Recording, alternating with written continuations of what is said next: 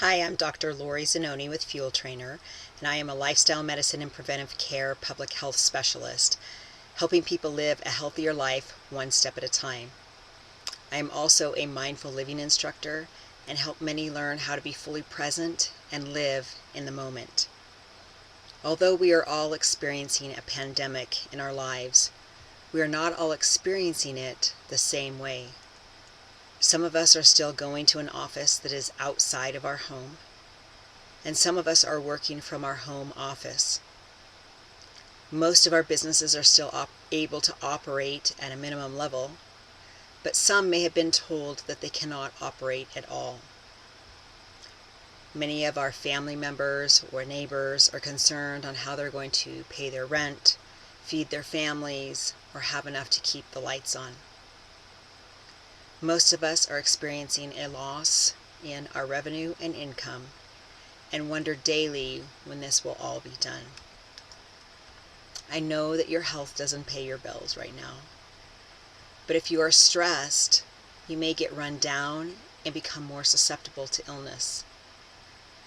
No one wants to be sick at any time, but especially not now. Your health can improve on how you handle these uncertain times and keep your immune system up.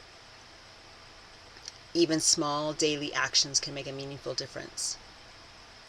With so many things beyond our control, focusing on health-promoting behaviors may help us all feel a bit more in control. My focus here is to help you optimize your immune function, reduce your exposure and susceptibility, and to create a healthy environment for your body. I'm going to share several tips with you, but please don't feel like you have to take them all on at once. We are all at different levels with our health and our habits, so don't compare your start with someone else's middle. I always suggest that you start with one step at a time. Create a habit with that new change, and then take on something else. That's how we create lifestyle habits. There is substantial research that indicates that certain dietary patterns or lifestyle patterns may offer some options for improving our overall health, and especially reducing inflammation. Inflammation and immune responses often occur together in an infection, and inflammation is required in those initial stages of an immune reaction to infection. I want to talk about different areas of recommendations for you, and the first area is in nutrition. The areas of recommendations for nutrition are to eat plenty of fruits and vegetables. Aim for 9 to 13 servings, thinking of a serving as the fist of your hand. But each day, aim for a variety so that you get lots of phytonutrients in your body every day. Consume fiber and dietary fiber every day, preferably from whole foods such as whole grains, fruits and vegetables, and legumes. Although we have minimum numbers, 25 to 35 grams a day, I don't want you to focus so much on the number of grams, but instead think about eating small amounts of fiber at every meal. Eat minimally processed food. For example, an apple is minimally processed. It becomes more processed as it goes to applesauce, and even more processed as it goes to apple juice. So if we are eating mostly minimally processed foods, we're looking at foods more in their whole form and their original form, such as the apple. Get enough protein in your intake daily, and that can be from lean animal sources or plant-based sources. Eat fermented foods such as yogurt, kefir, kimchi, sauerkraut, and other probiotic-containing foods to help maintain your gut health. Gut health is important, as your gut microbiome is often called your second brain. This gut microbiome performs a wide range of functions in your body, but that includes immune support.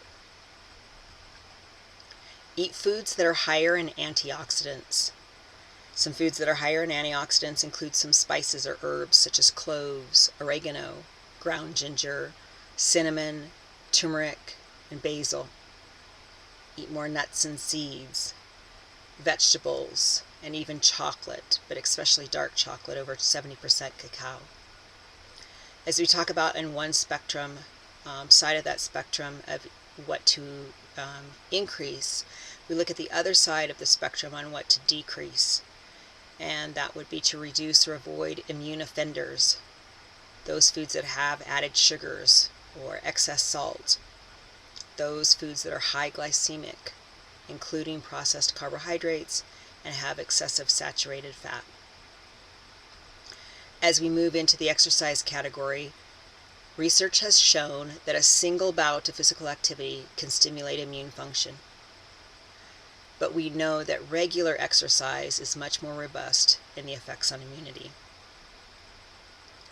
Physical activity provides the movement that your body needs to oxygenate and circulate blood and nutrients, as well as eliminate waste from your cells. And these are all essential functions for your immune health. We know that moderate regular physical activity helps your immune system. It raises levels of your white blood cells and antibodies. It increases circulation. It decreases stress hormones. These are all important for infection-fighting functions. At this time, it's most likely to best tailor your activities to your needs. If you have been exercising, you can continue your routine. If you have not been active, then let's adjust to your capabilities. Start small. Take a walk around the block, and then maybe expand that walk around the neighborhood. As you start to increase your distance, maybe you start to pick up your pace or start swinging your arms. At this time, your exercise may need to be adjusted to a home-based schedule. At home, you can stretch, you can stair climb, you can chair squat. You can even do simple yoga poses that don't require any equipment at all. You can utilize apps, the internet, technology, or especially if you have a park that's open and easily accessible to you, take this opportunity to experience the immune supportive, calming effects of being in nature, which also at the same time you can do social distancing. Another category is sleep. One of the common recommendations from experts when it comes to improving our immune function is to ensure that we get good quality as well as sufficient quantity, up to 7 to 8 hours per night of sleep. We know that there's a bidirectional relationship between sleep and immunity.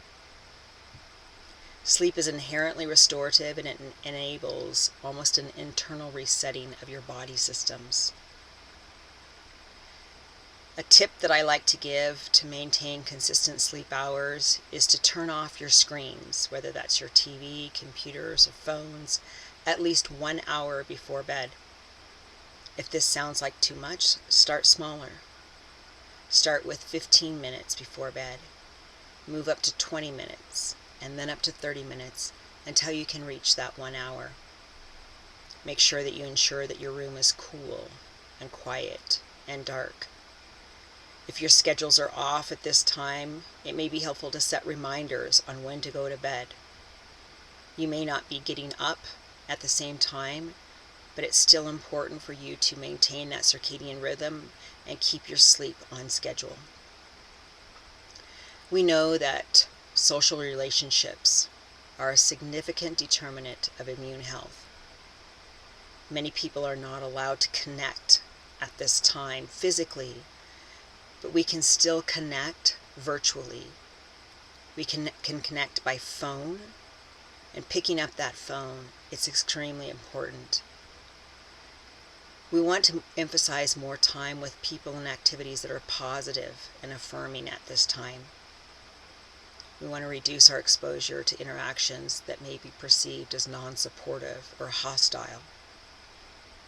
You may want to limit your conversations with those who have negative views at this time. If social media is upsetting to you, then let's limit that use as well.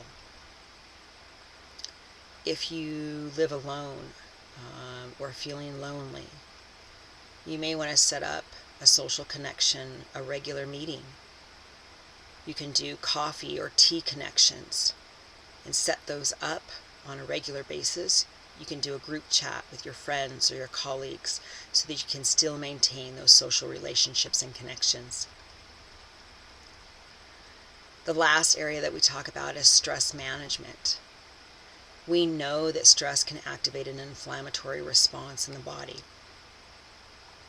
We also know that there's lots of research that shows that when we do practices such as yoga and meditation and mindfulness, that these can benefit our immune function. One thing I like to ask all of my clients to do is a gratitude exercise every day, because we know that there's lots of studies on gratitude and stress relief. So before you go to bed each night, and try it tonight, ask yourself, what am I proud of today? And think about 2 things that you did that you are proud of. Write them down and keep it in a journal. I want you to focus on the positive things in your life, now and always. When things get back to a more normal environment, you can go back and look at how well you treated yourself during this time. I know I covered a lot of tips today, and as I stated in the beginning, pick one. Don't think that you need to take on all of these tips at one time. We know that small steps can have an incremental difference. So pick one thing that you can do and move on with that and let it create a habit. And once that's a habit, then go through and find something else that you can take on. I'd like to thank you for spending your time with me today.